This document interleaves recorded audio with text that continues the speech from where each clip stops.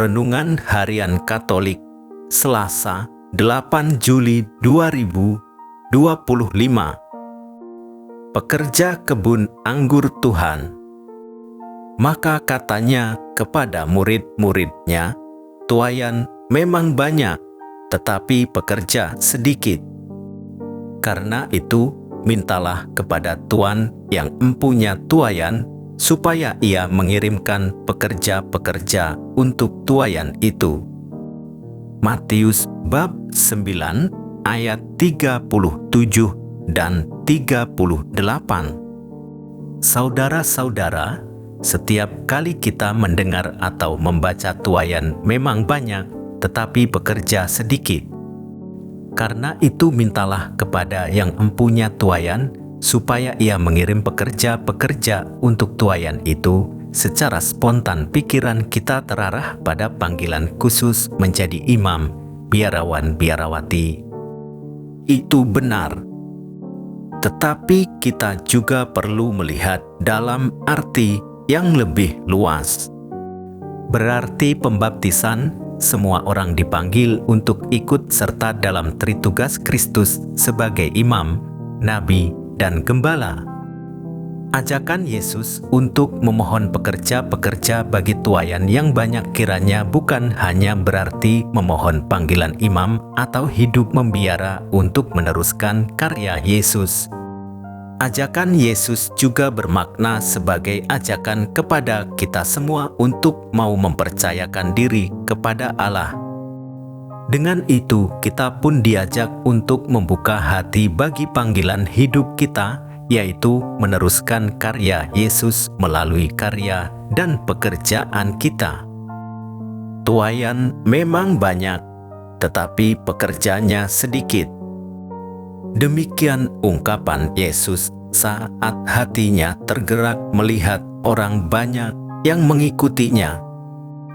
Karena ketergerakan hati serta kasih-Nya, kita diajak untuk meminta supaya yang empunya panenan mengirim pekerja.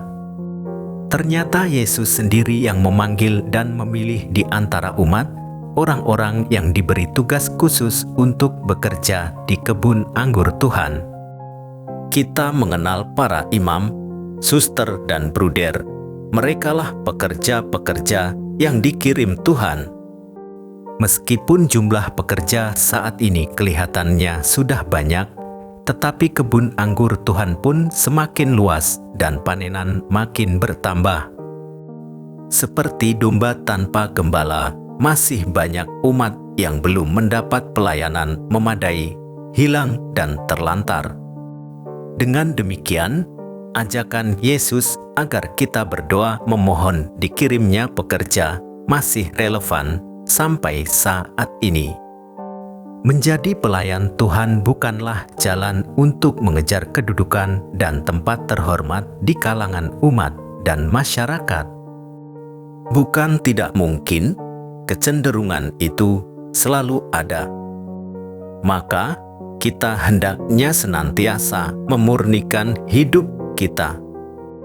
Pemurnian panggilan dilakukan dengan memeriksa diri setiap saat, belajar melayani tanpa pamrih dengan cuma-cuma, tidak menempatkan diri di pusat sebagai yang dipertuan, melainkan sebagai hamba yang melayani. Minimnya jumlah panggilan memang menjadi keprihatinan kita bersama seluruh warga gereja.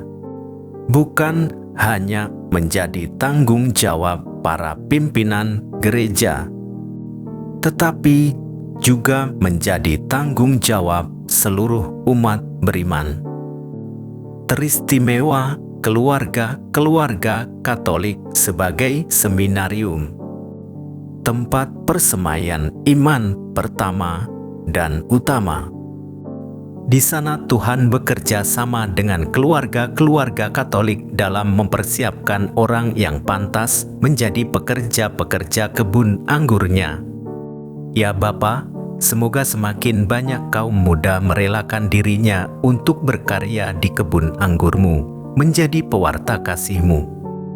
Demikian renungan hari ini. Selamat beraktivitas.